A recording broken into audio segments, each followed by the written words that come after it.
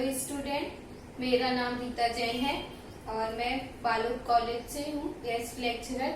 मेरा सब्जेक्ट है business law, जो कि एमकॉम सेकेंड सेम का सब्जेक्ट है और इसमें मेरा ये पार्ट 2 है। इसके पहले मैंने पार्ट 1 बनाया था जो कि यूनिट 4 का है, विदेशी विनिमय प्रबंध अधिनियम। इसका ये पार्ट 2 है।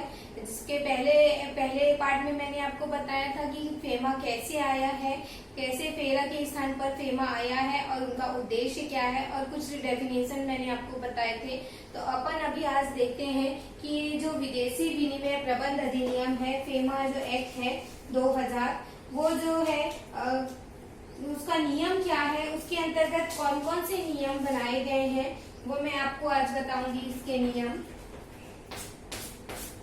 तो फर्स्ट जो नियम बनाया गया है फेमा एक्ट के अंतर्गत है कि विदेशी विनिमय में लेन देन में प्रतिबंध। जो विदेशी व्यापार है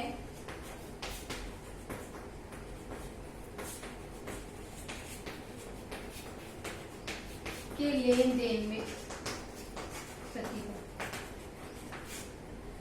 इसमें जो है जैसे कि जो अधिनियम बनाया गया है वो नियम इसके विरुद्ध जो है वो कोई भी बात जो है रिजर्व बैंक है ना, उसकी अनुमति के बिना कोई भी लेन देन नहीं करेगा। एक तो पहला नियम बनाया गया है कि जो विदेशी विनिमय और विदेशी प्रतिभूति में लेन देन है, हस्तांतरण करना है, उसके अधिकृत व्यक्ति जो है उसके अलावा अन्य किसी भी व्यक्ति को नहीं किया जा सकेगा। मतलब अधिकृत व्यक्ति के अतिरिक्त किसी भी व्यक्ति को क्या है, लेन देन नहीं किया जा सकता।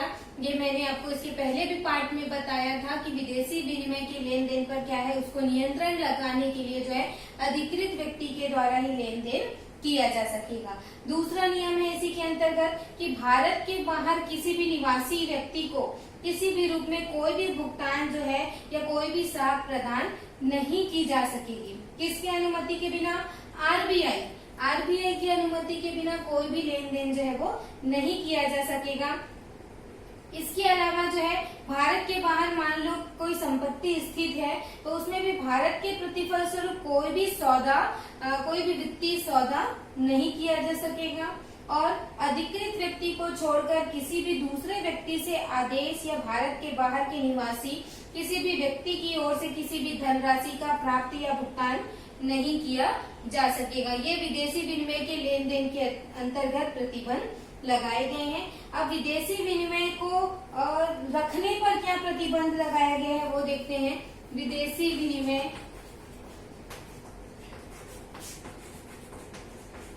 ये तो था लेन देन का। अब विदेशी विनिमय के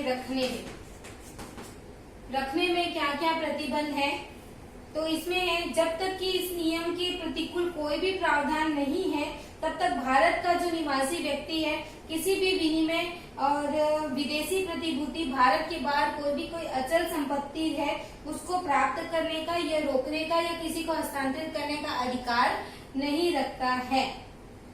इसके बाद है चालू खाता सौदे।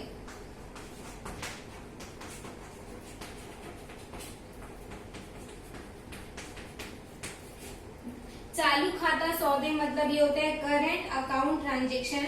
तो कोई भी व्यक्ति जो है चालू खाता सौदे से संबंधित विदेशी विनिमय किसी भी अधिकृत व्यक्ति से या उसको बेच सकता है या निकाल सकता है, किंतु केंद्र सरकार और जो रिजर्व बैंक है उसके परामर्श से ही क्या करेगा, ये काम करेगा। तो ये क्या है, प्रतिबंध लगा सकती है। इसके बाद है पूंजी खाता सौदे।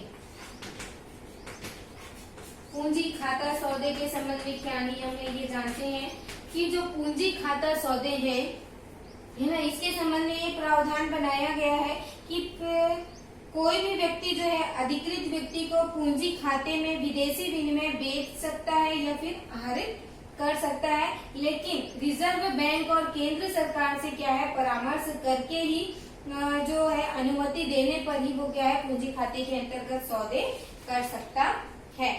और जो है रिजर्व बैंक जो है इसी में पूंजी खाते के अंतर्गत कुछ प्रतिबंध लगाती है।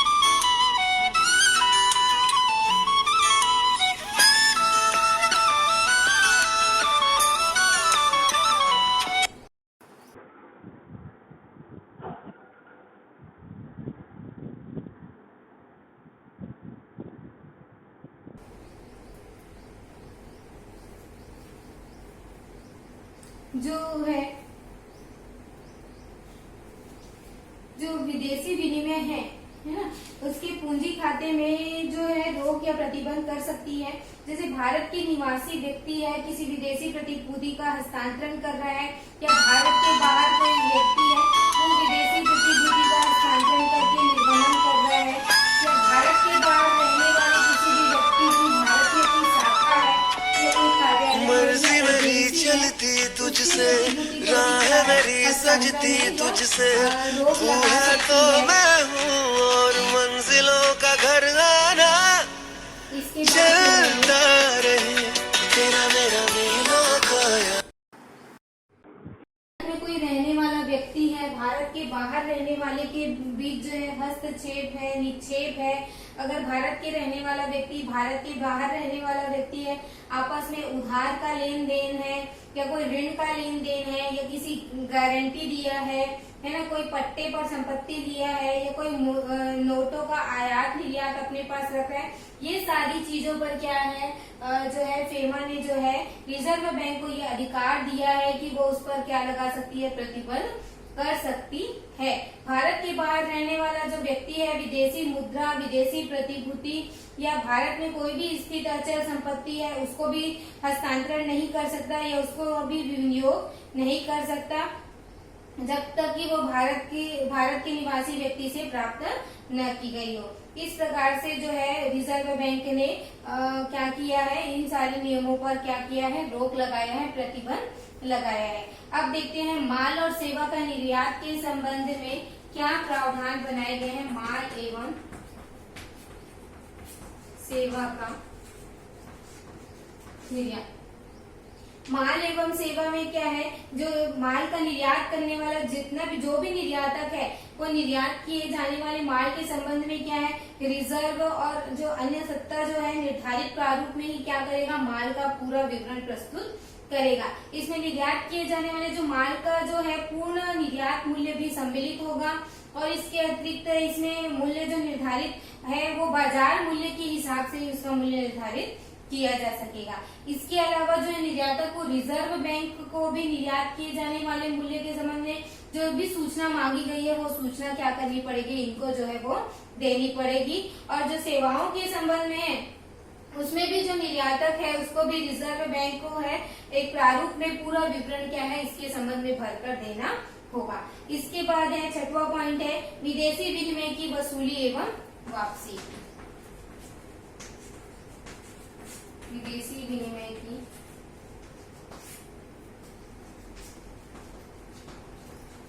वसूली एवं वापसी, ये जो है जब तक कि ये अधिनियम है इसके विरुद्ध कोई प्रावधान नहीं आ जाता तब तक जो भारत का निवासी व्यक्ति है यदि कोई विदेशी विनिमय बकाया है या फिर कोई अदत्त है तो ऐसा व्यक्ति जो है विदेशी विनिमय की वसूली और वापसी के लिए रिजर्व बैंक के दौरान या रिजर्व बैंक ने जो अवधि निर्धारित की गई है उसी के हिसाब से क्या करेगा, वो टर्म्स एंड कंडीशन रखेगा। इसके बाद जो है कुछ मामलों में क्या है वसूली और वापसी से छूट भी दिया है। जो विदेशी विनिमय में है उसने कुछ वसूली और वापसी के संबंध में छूट दिया है। उन्होंने ये बोला है कि जो रिजर्व बैंक है वो निर्धारित सीमा तक एक व्यक्ति को विदेशी मुद्रा जो है या विदेशी सिक्कों को अपने रखने के अपने अधिकार में देगी। और जो रिजर्व बैंक है निर्धारित सीमा तक रखने वाले व्यक्तियों और व्यक्तियों के वर्ग को जो है विदेशी विनिमय खाते में रखा जाना और उसका संचालन करना होगा। और उपहार के रूप में जो प्राप्त विदेशी विनिमय है उसके भी संबंध में कुछ नियम बनाए हैं। ये आरबीआई का नियम है। तो ये सारे अधिनियम जो है फेमा के अंतर्गत बनाए हैं। विदेशी विनिमय के लेन देन के संबंध में, विदेशी विनिमय को रखने के संबंध में, चालू खाता के संबंध में, पूंजी खाता के संबंध में और माल एवं सेवा का निर्यात करने के संबंध में, और विदेशी विनिमय की वसूली और वापसी के संबंध में ये जो है नियम बनाए गए हैं। अब देखते हैं कि मैंने आपको एक वर्ड यूज किया था अधिकृत व्यक्ति। तो अधिकृत व्यक्ति कौन होता है, तो अधिकृत व्यक्ति एक ऐसा व्यक्ति है जो आरबीआई द्वारा रिजर्व बैंक के द्वारा विदेशी विनिमय या विदेशी प्रतिभूतियों में क्या करता हो, व्यवहार करने के लिए ऑथराइज्ड किया गया हो, वो व्यक्ति क्या कहलाएगा अधिकृत व्यक्ति कहलाते हैं। अब अधिकृत व्यक्ति मतलब जो मुद्रा परिवर्तन करता है या कोई बैंकिंग इकाई है या अन्य किसी ऐसे व्यक्ति से है जो विदेशी विनिमय या विदेशी प्रतिभूतियों में व्यवहार करने के लिए क्या किया गया हो, अधिकृत किया गया हो। अब अधिकृत व्यक्ति के संबंध में क्या प्रावधान बनाया गया है? ये तो अधिकृत व्यक्ति तो आप जान गए कि अधिकृत व्यक्ति क्या होता है। तो अधिकृत व्यक्ति किसके द्वारा नियुक्त किया गया होगा? रिजर्व बैंक के द्वारा। जो अधिकृत व्यक्ति है वो रिजर्व बैंक के द्वारा क्या किया गया होगा? नियुक्त किया गया होगा। RBI के द्वारा ही क्या होगी? इसकी नियुक्ति होगी। वही व्यक्ति क्या कहलाएगा? अधिकृत व्यक्ति कहलाएगा। अब क्या करना पड़ेगा नियुक्त करने के लिए? एक तो आवेदन देना पड़ेगा किसी भी व्यक्ति को विदेशी विनिमय में व्यवहार करने के लिए अधिकृत कर सकती है और वही व्यक्ति क्या कहलाएगा? अधिकृत व्यक्ति। अब उसके लिए क्या होगा? कुछ शर्तें होगी, कुछ निर्धारित प्रारूप होगा और अगर कोई अधिकारों को खंडन करता है जो सार्वजनिक हित में हो तो ऐसा निर्धारित शर्तों को पालन करने में असमर्थ रहता है तो फिर उस अधिकृत व्यक्ति को क्या है? सुनवाई का अवसर दिया जाएगा। अधिकृत व्यक्ति को सुनवाई का अवसर दिया जाएगा। और जो है अधिकृत व्यक्ति को क्या करना पड़ेगा? जो विदेशी विनिमय में व्यवहार करते समय सारे नियमों और आदेशों का क्या करना पड़ेगा? पालन करना पड़ेगा। और उनको ये भी डिक्लेरेशन करना होगा, अधिकृत व्यक्ति जो है किसी भी विदेशी विनिमय व्यवहार करने से पूर्व जो है व्यक्ति को घोषणा करने को कहेगा कि किया जाने वाला व्यवहार जो है अधिनियम और नियम सूचना जो है निर्देश है उसके आदेशों का उल्लंघन नहीं किया गया है और जो घोषणा है वो उनकी संतोषजनक घोषणा है। इसकी जानकारी भी, इसकी सूचना भी रिजर्व बैंक को देगा। इसके बाद इनके अधिकृत व्यक्ति जो है वो विदेशी विनिमय का उपयोग मान लो नहीं कर रहा है या किसी व्यक्ति को घोषणा के अनुरूप नहीं कर रहा है या उपयोग नहीं कर रहा है तो ये क्या माना जाएगा? उन्होंने क्या किया? नियमों का उल्लंघन किया है। और अधिकृत व्यक्ति को जो है निर्देश भी मिलेगा, रिजर्व बैंक के अधिकार भी मिलेंगे, जैसे सूचना प्रदान करने का अधिकार है। उल्लंघन की दशा में अगर किसी प्रकार का अधिकृत व्यक्ति जो है रिजर्व बैंक के नियमों का उल्लंघन करता है तो उनको सुनवाई का अवसर मिलेगा प्लस 10,000 रुपए अर्थदंड क्या करना पड़ेगा? देना पड़ेगा। और इस तरीके से 2,000 रुपए प्रतिदिन के दर से अर्थदंड क्या रहेगा? उनका जारी रहेगा। इसके बाद जो अधिकृत व्यक्ति है वो विनिमय प्रतिभूति के भुगतान करने के संबंध में भी उनके लिए कुछ जो निर्देश बनाए गए हैं उस निर्देशों का उनको क्या करना पड़ेगा? पालन करना पड़ेगा। अब देखो ये मैं बताती हूँ कि ये जो अधिकृत व्यक्ति है उसको रिजर्व बैंक से क्या अधिकार मिलेंगे? ये तो रिजर्व बैंक के अधिकार हो गए थे। अब अधिकृत व्यक्ति का निरीक्षण करने पर उसका रिजर्व बैंक का अधिकार है, उनका निरीक्षण करना है और अधिकृत व्यक्ति का क्या है? कर्तव्य है। तो उनको अपने कर्तव्यों का क्या करना है? पालन करना है। जैसे उनका कर्तव्य होगा कि जो भी अधिकारी सूचना मांगेगा या कोई पुस्तक मांगेगा, खाता मांगेगा तो जो उनके अधिकार में है वो क्या करेगा? निरीक्षण के लिए प्रस्तुत करेगा। अगर वो उसका उल्लंघन करता है या दंड पालन नहीं करता है तो उल्लंघन करने पर क्या दंड है? अब इनको दंड क्या दिया जाएगा अगर वो नियमों का पालन नहीं करता है?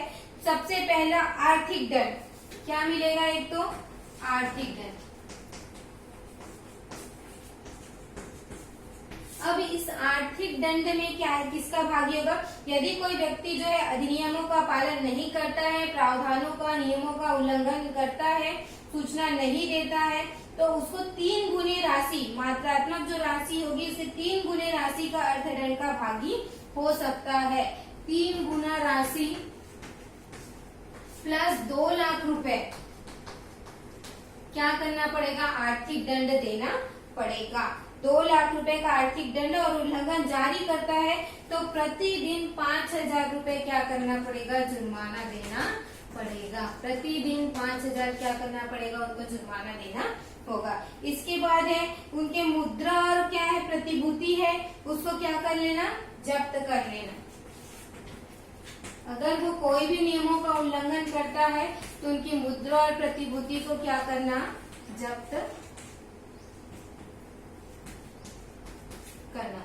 तो जो फेमा जो अधिनियम बनाया गया है उस नियमों का यदि क्या करते हैं उल्लंघन कर रहा है या जो भी आवश्यक समझे आर्थिक दंड क्या है उसके दिया जाएगा और उनके मुद्रा और प्रतिभूति को क्या कर दिया जाएगा जब्त करने का भी आदेश दे सकता है।